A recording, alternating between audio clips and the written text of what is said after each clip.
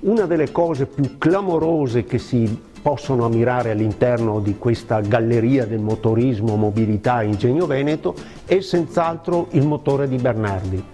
Brevettato il 22 agosto del 1882, risulta essere il primo motore al mondo funzionante a benzina, brevettato 2 mesi e mezzo prima di quello di Benz e 1 anno e mezzo prima di quello di Daimler. Dunque è una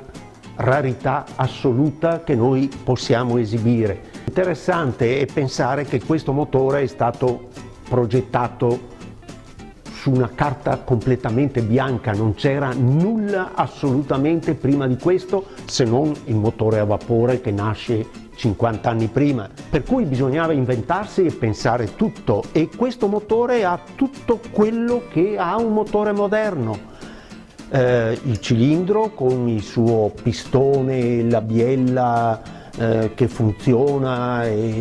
con trappesata, con un volano posteriore, il radiatore dell'acqua, le valvole di aspirazione e scarico e un sistema molto rudimentale che oggi può far sorridere di lubrificazione che era a perdere, cioè da questo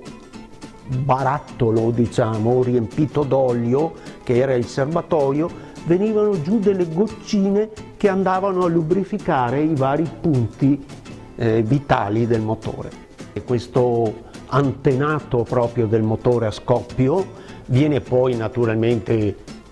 con l'esperienza in pochi anni maturato, aumentato di cilindrata, questo è circa 125 di cilindrata, viene portato verso i 500 e Bernardi una decina d'anni dopo, esattamente nel 1894, lo applica in un telaio costruito appositamente e costruisce la prima automobile italiana che noi abbiamo di fianco a questo motore esposta per la gioia degli occhi.